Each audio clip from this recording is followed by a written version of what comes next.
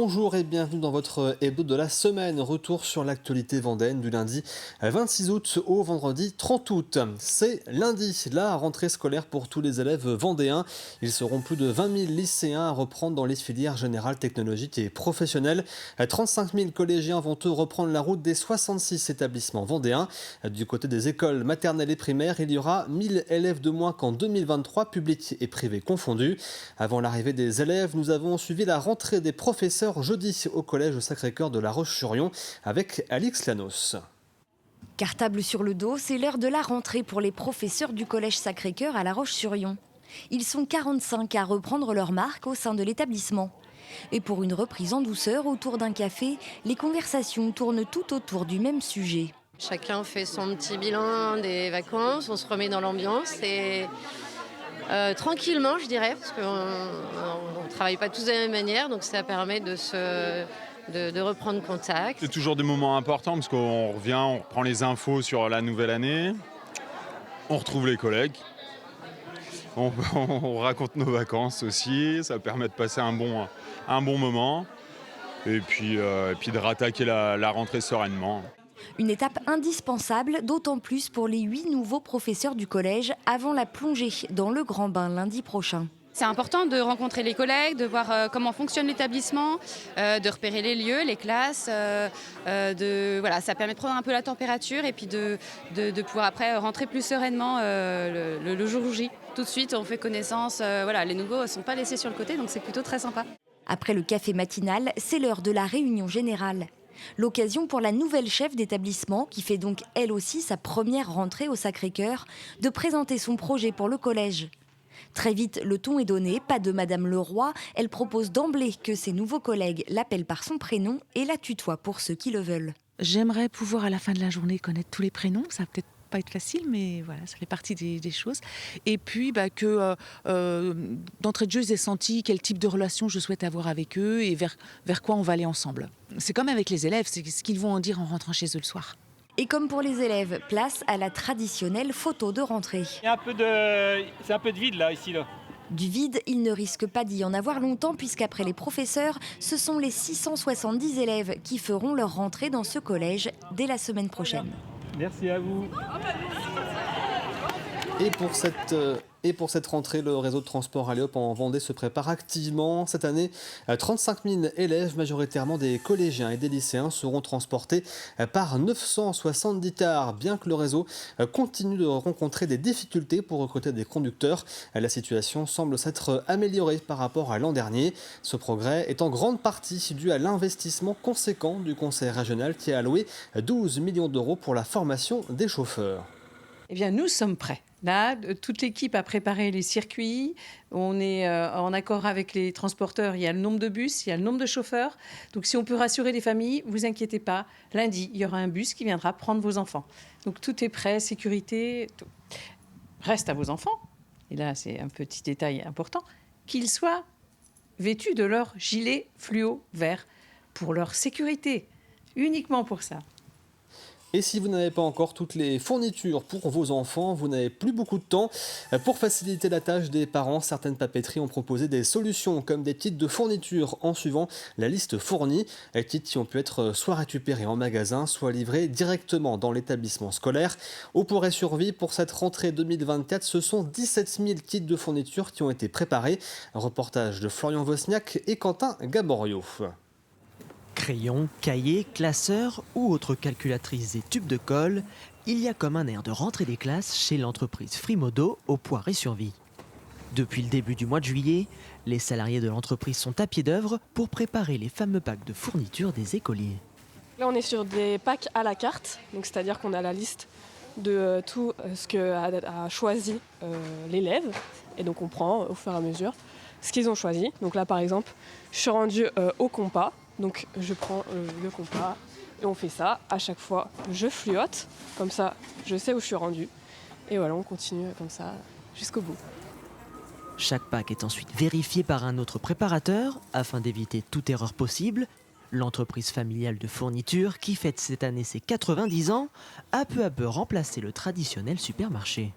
Les écoliers allaient chercher leurs fournitures directement grande surface et petit à petit, on s'est rendu compte que de grouper les achats, c'était mieux pour des questions de tarifs et puis pour aussi une question d'avoir le même article pour tous les élèves parce que sinon, effectivement, quand le professeur laissait le choix aux élèves, il pouvait y avoir une multitude d'articles qui ne convenaient pas forcément.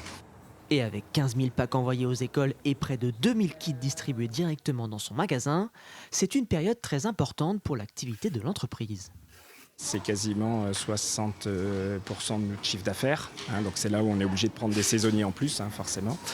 Donc on a à peu près une douzaine de saisonniers en plus pour pouvoir faire les packs et pour pouvoir préparer la rentrée. Alors pendant tout le mois d'août, la boutique prend quelque peu des allures de relais colis. Chaque parent a fait sa commande sur notre site et a indiqué une date de livraison. Donc on va pouvoir avoir une commande le lundi, une commande le mardi, une commande le mercredi. Il n'y a vraiment pas de règle, c'est chaque parent derrière son ordinateur qui fait sa commande quand il veut. Les familles peuvent ainsi venir récupérer leur pack tout au long de la journée. Tout est bien organisé au niveau du collège déjà, c'est une bonne chose. En tant que parents, ça nous évite de courir à droite à gauche pour les fournitures. Et puis le budget reste convenable. Ça reste tous les ans la même chose avec le colis à venir chercher ici. Et pour les retardataires qui n'auraient pas encore fait leurs achats pour la rentrée, pas de panique, il vous reste encore quelques jours pour faire le plein de fournitures. Le mois d'août se termine et c'est déjà le moment de dresser le bilan de la saison estivale. Au Sables d'Olonne, il est plutôt mitigé avec un mois de juillet morose, notamment à cause de la météo. Et un bon mois d'août, la station balnéaire a néanmoins battu son record de fréquentation sur une journée. 314 000 visiteurs le 15 août. C'est l'équivalent de la population de Nantes. Les professionnels du tourisme et la municipalité comptent désormais sur le Vendée Globe pour attirer les visiteurs. Écoutez Yannick Moreau, le maire des Sables. Une baisse de fréquentation en juillet, mais une augmentation au mois d'août qui, globalement, je pense, avec l'arrivée du Vendée Globe, qui va prolonger la saison, fera de l'année 2024 une année pas si mauvaise que ça. Donc voilà, on croise les doigts pour que le soleil s'installe durablement jusqu'au 10 novembre, jusqu'au jour du départ du Vendée Globe, pour avoir une saison satisfaisante au Sables d'Olonne. On n'a pas eu de gros problèmes de sécurité, malgré l'absence des renforts de CRS. On n'a pas eu d'incendie. Et donc finalement, c'est un été qui a été plutôt serein au Sables d'Olonne, avec un bon mois d'août et un mauvais mois de juillet. Depuis 5 ans, l'association Art et Culture et l'antenne vendéenne du Parti communiste français organisent des journées à la mer. Ils emmènent régulièrement des familles aux revenus modestes qui ne partent peu, voire pas en vacances faute de moyens. Lors de la dernière sortie, une centaine de personnes, dont 60 enfants, ont pu profiter de ce dispositif. Florian Vosniak les a accompagnés. C'est un immense convoi d'une centaine de personnes qui a posé le pied sur la plage de l'Appareil à Saint-Hilaire-de-Riez ce matin-là. Près de 60 enfants, accompagnés pour la plupart de leurs parents, viennent pour la première fois profiter du sable chaud et des vagues de l'océan Atlantique. Ça fait du bien et c'est beau. En vacances, d'habitude, je vais à Paris. Ça fait toujours plaisir d'être à la plage. La vue, elle est magnifique. On fait une piscine. Organisée par le Parti communiste de Vendée et l'association lyonnaise Art et Culture, cette journée permet avant tout à des familles de quartiers populaires de prendre des vacances. Sur le plan financier, j'avais pas beaucoup d'argent pour cette année, donc j'ai sauté sur l'occasion pour cette journée-là à la mer avec les enfants. J'ai 2 enfants en bas âge, donc ça permet qu'ils profitent aussi de la mer. D'autres bénéficiaires, quant à eux, prennent plaisir à revenir sur place. C'est la 2e fois. Du coup, c'est ma sœur qui m'a inscrite l'année dernière avec mon fils. Donc, on avait participé à cette édition-là et on avait trouvé très sympa. Donc, du coup, elle m'a proposé de revenir cette année. Donc là, moi, mon fils, malheureusement, est en vacances. Donc, j'ai proposé qu'on vienne avec les neveux, les nièces et les enfants des amis, en fait. Pour les bénévoles de l'organisation, c'est déjà la 5e année qu'ils emmènent des familles en vacances. Et l'objectif reste toujours le même. C'est partager avec des hommes et des femmes et leurs enfants, leurs familles, des moments très simples et des moments aussi culturels et puis d'échanger. Une fois la baignade terminée, direction la forêt pour un déjeuner partagé préparé par les bénévoles. La journée se conclura en musique sur la commune de Sion à l'espace Liberté, une propriété du PCF de Vendée. Durant l'été, les communes du littoral et les plages vendéennes ont à nouveau accueilli de nombreux vacanciers et malheureusement, cela s'accompagne souvent d'une augmentation du nombre de mégots de cigarettes jetés en pleine nature. À Gers-sur-Mer, l'association de défense du littoral propose des séances de ramassage ouvertes à toutes les bonnes volontés. Hakim Bastard a pu les accompagner cette semaine. Ce matin, ces vacanciers se sont levés de bonne heure pour ramasser des mégots. J'ai ramassé plein de mégots et plein d'autres trucs. Ils ont dit, oh là là, il y a un ramassage des mégots, on veut y aller pour soigner l'eau, la planète. C'est utile, j'ai plein de jardinage à faire chez moi et d'autres choses, mais bon, je viens aux mégots au moins 2 fois par an. À Gers-sur-Mer, 2 fois dans l'été, l'association de défense du littoral jardais s'associe à la ville afin d'organiser 2 grands ramassages de mégots. Donc il y en a 2 qui peuvent aller sur la digue pour voir aussi là-bas. De 10h à midi, les volontaires se répartissent les différentes zones de nettoyage afin d'être le plus efficace possible. Le mégot, en fait, il contient des solvants qui sont nocifs et qui détériorent la qualité des eaux. À raison d'un mégot peut avoir une incidence sur 500 litres d'eau, donc c'est quand même considérable. Chaque été, environ 4000 mégots sont collectés. Ces derniers sont pour l'instant stockés par la municipalité en attendant d'être recyclés. Pour l'heure, Gers-sur-Mer multiplie les actions de sensibilisation au tabagisme. Nous avons une plage anti-tabac au niveau de la mine, collaboration avec la Ligue contre le cancer. Et nos 2 entrées d'école sont aussi labellisées écoles sans tabac. Et parce que les mégots ne sont pas les seuls polluants sur la côte, le 5 septembre prochain, l'association de défense du littoral jardais donne rendez-vous aux volontaires pour un nettoyage de plage.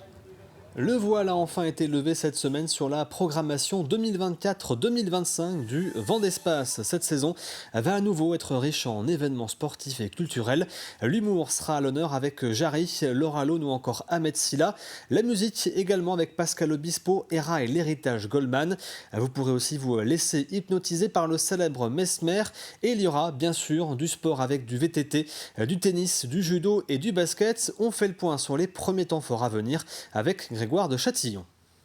Le Petit Bercy vendéen, temple du sport et de la culture en Vendée, fait sa rentrée. Une nouvelle saison qui a donné lieu à une conférence de presse à l'hôtel du département. Autour de la table, entre autres, Madame Sport et Monsieur Culture du conseil départemental, affichant la nouvelle programmation du Vendespace. Ibrahim Malouf qui revient au mois d'octobre sur une création. Voilà, donc il tourne dans toute la France, mais là, il y a une création particulière juste à quelques jours de l'ouverture du village du Vendée Globe. Du 29 septembre au 6 octobre, on aura l'Open de tennis, la 11e édition. Et puis on aura au mois de novembre, le 23 et le 24 novembre, on aura le VTT Trial en finale de Coupe du Monde. Voilà les moments les plus forts de la rentrée. Et ce n'est pas terminé. Le spectacle L'Avoine symphonique, donc Marc Lavoine avec un orchestre symphonique, de l'opéra urbain, Molière, l'opéra urbain, un spectacle qui tourne dans toute la France et qui devrait séduire très largement. La fête du basket au mois de mai et puis au mois de juin, les finales de challenge en handball. De la diversité autant pour le sport que pour les spectacles, avec par exemple de la danse contemporaine ou bien du cirque. De quoi vivre des moments privilégiés au Vendespace. Et prenez rendez-vous pour l'Open de Vendée de tennis qui sera à vivre sur TV Vendée avec chaque jour les résumés des matchs et la diffusion en direct des finales double et simple le 6 octobre. Attention, si vous aviez prévu d'encourager la paratriathlète vendéenne Gladys Lemoussu lors des Jeux paralympiques, l'horaire de sa course a été modifié. Elle aura lieu ce dimanche à 12h35. L'organisation a été contrainte de modifier les horaires de toutes les épreuves de paratriathlon en raison des conditions météorologiques et d'une possible dégradation de la qualité d'eau de la Seine. C'est la fin de cet hebdo. Merci de l'avoir suivi. Je vous souhaite de passer un très bon week-end sur TV Vendée, bien sûr.